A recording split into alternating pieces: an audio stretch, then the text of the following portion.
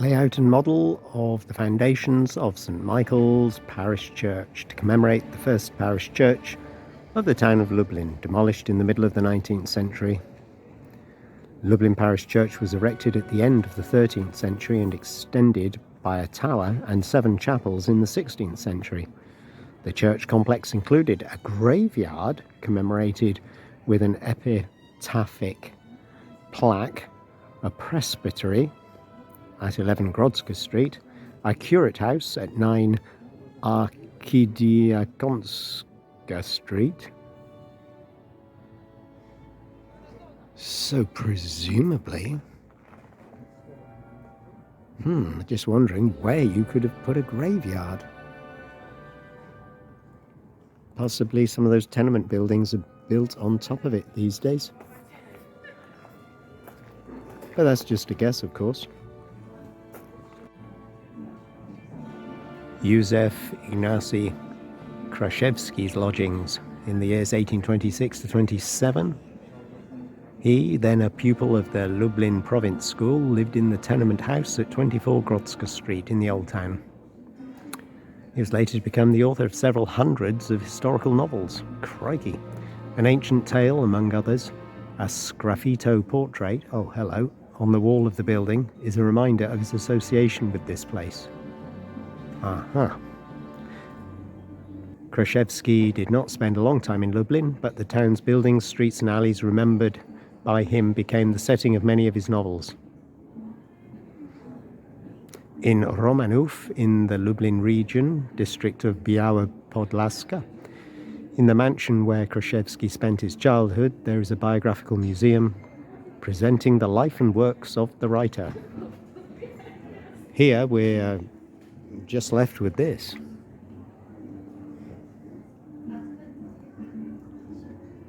Which is a little sad, isn't it?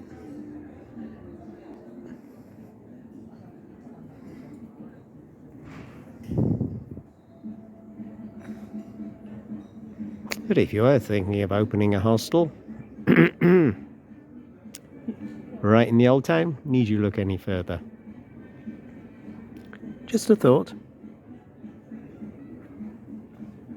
I can't promise I'll be your first guest, but if your prices are reasonable, I might be tempted to come back. When it's all finished, of course.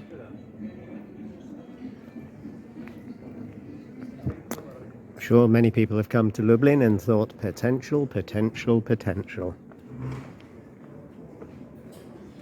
But the bottom line, just not enough of the backpacker fraternity, if it is a fraternity, would venture this far. So possibly that's why there's not a real backpackers hostel here. And here's an interesting place if you like cats. Andrzej Kot, 1946 to 2015. Who was he? Was he a cat? Was he the longest lived cat? No, he can't have been a cat. He may have been a man responsible for writing some of the stories of the ram who liked eating the grapes. Of course, if you're a Polish reader, Polish literate, then you can understand everything that's written here, you lucky person. And here, right by the sloping gate, or northern gate, I'm not sure what this gate is called yet, but we have the Grodzka... there it is, right in front of me, stupid man. The Grodzka Gate, theatre centre. Jewish history remembered. Tickets available. Open Monday to Friday, 9:30 to 4:30 in the afternoon.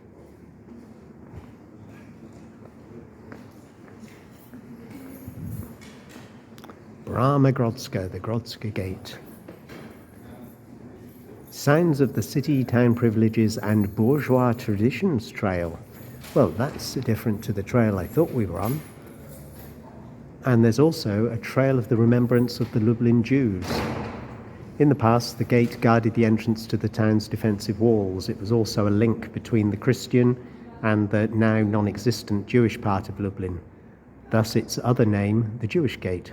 Originally, the base of the building was a quadrilateral shape with a fork gate. The structure was topped with a helmet.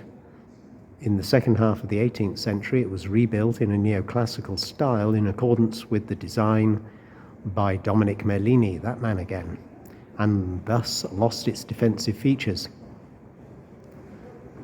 On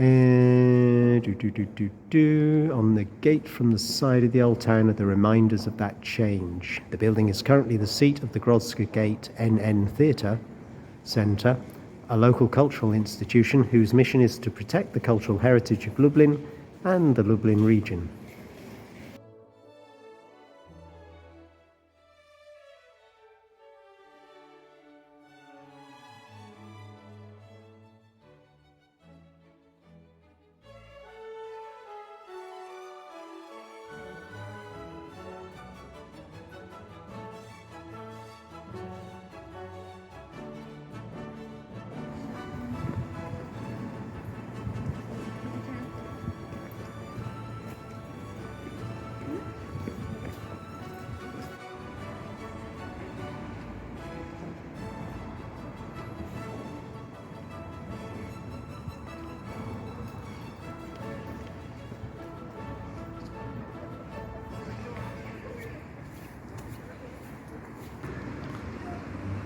The crescent of buildings here.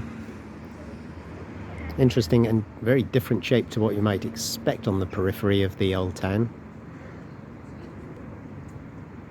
to mark the edge, but maybe there was a defensive wall long since demolished.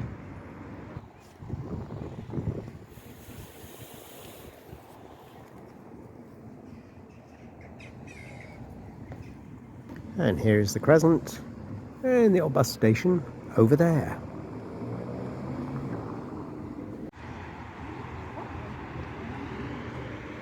That was it. Somewhere over there, the bus station and also the entrance to the street. 5-minute walk to the place where I stayed in the past. Popular location here for school groups, and also there's a group of senior citizens down below us as well. Come to see the delights of Lublin Castle. Oh, and another group. There's no escaping them.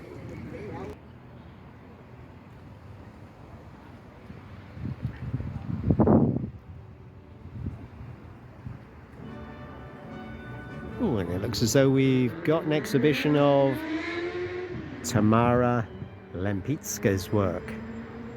Very famous Polish female artist from nearly 100 years ago. Charming.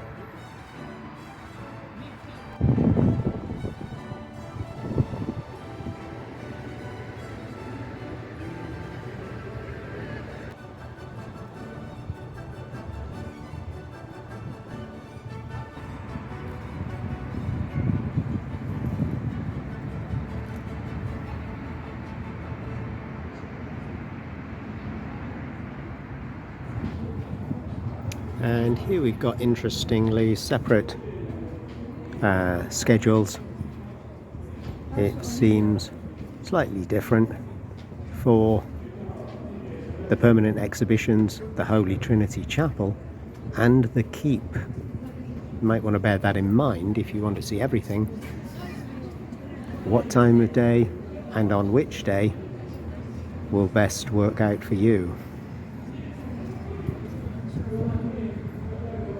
And once through the front door, we're met with some of the history of the castle, which I'll let you pause on and read at your leisure. I'm sure you must be getting tired of hearing my monotone droning on. Uh-oh, technology. Tickets. Oh, so you buy the tickets separately, you can't buy all of them. Let's see what the permanent exhibitions cost. 20 zloty or 15 zloty if you're a retiree, pensioner, school-age youth and student under the age of 26 on presentation of relevant documents. Okay. And let's go back to see the tower observation deck. Open only at certain hours. And there's the availability of tickets. Okay, well, let's go with that one. 10 zloty is the full price.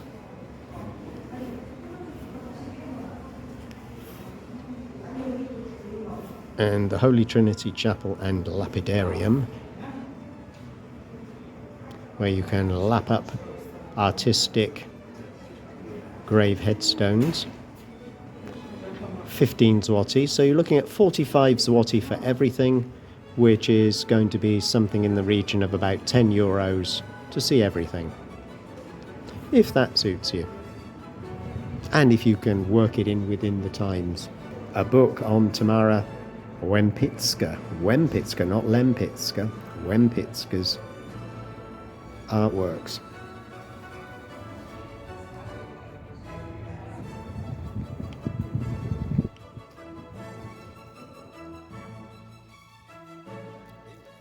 Looking around the interior of the castle courtyard, would appear to be for free. So it'd be rude not to at least have a little look round, wouldn't it?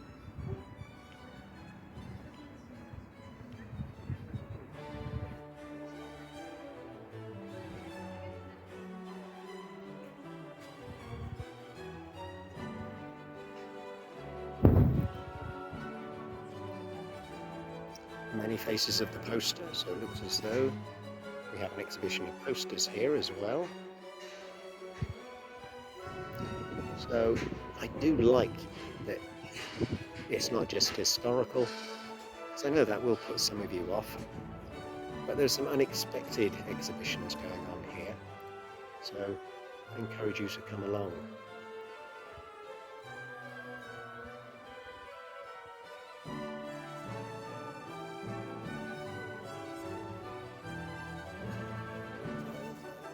Doesn't sound like it's interesting for many of us, does it? But posters might be interesting, as well as the history, of course, because for me, that would be the main reason I'd want to stick my nose into the Castle Museum. And what a mighty well. Biggest well I've seen in a very long time, I think. I wonder how they managed to get the bucket of water up.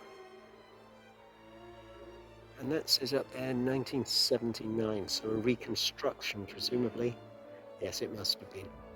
Looking at the crude brick and mortar work and the modern cement surround. So a reconstruction from 79, but nonetheless it does give you an idea of how it may have appeared originally. That's the thing with time, isn't it? It can eat away at things and make it impossible for everything to be preserved just as it originally stood.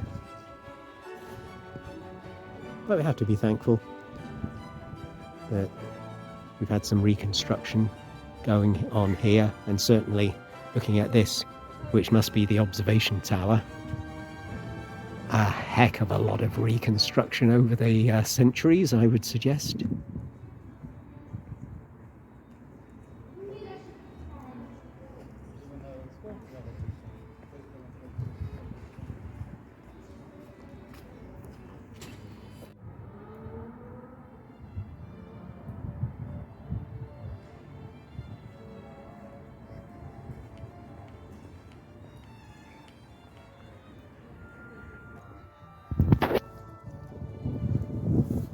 As for me, Mr. Stingy, not today, I think.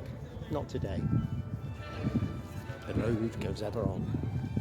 Historical connection from 1918 with Lviv in western Ukraine, marked by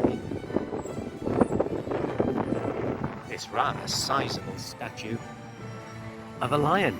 Of course, the emblem or symbol of the city of Lviv, which you might already know, or you might have seen in my videos on Lviv.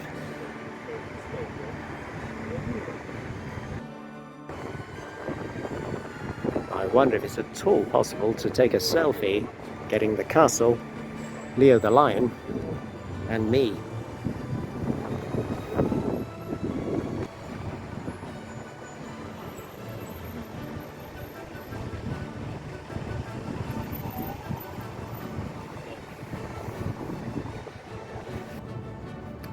The monument commemorating the Home Army and Freedom and Independence soldiers of Special Forces Major Hieronym Dekutovsky, codename Zapora, commemorates 227 troopers who died in battle against the German and Soviet occupiers between 1943 and 1963. It was the largest guerrilla combat group in the vicinity of Lublin during German and Soviet Russian occupations.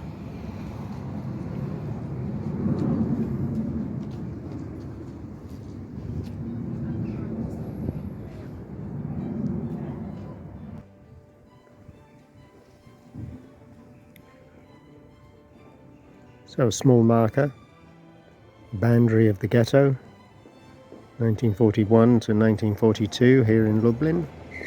I haven't seen any of these elsewhere. This is very close to the old town. And right here is possibly a former synagogue, but I couldn't swear to it. It's one of those moments again, isn't it? But is it art? What do you think?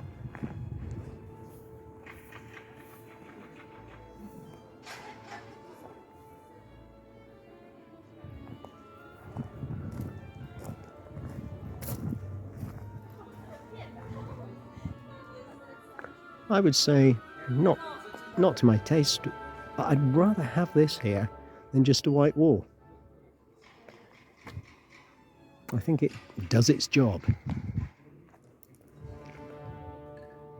in an otherwise bleak little square on the edge of the old town.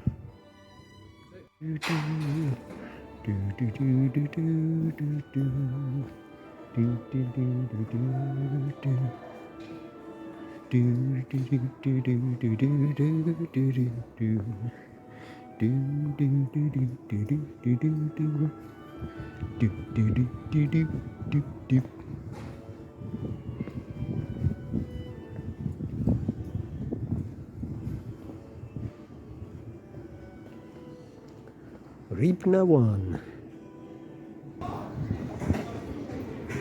Ho ho! This was worth walking up for now, wasn't it? Yes, it was.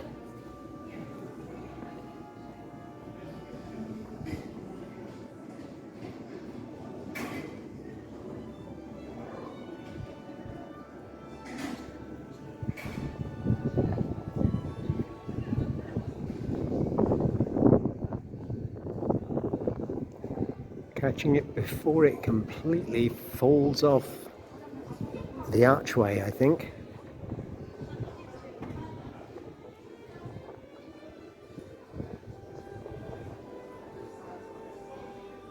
Capturing it for posterity. How long has it been there? If it's been there this long, how long can it last before it just fades away or collapses? I'm glad we got here in time to film it anyway.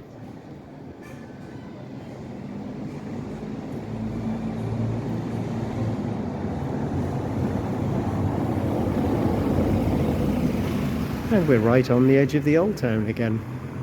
The Starry Rinnick. There's no escaping it, it seems.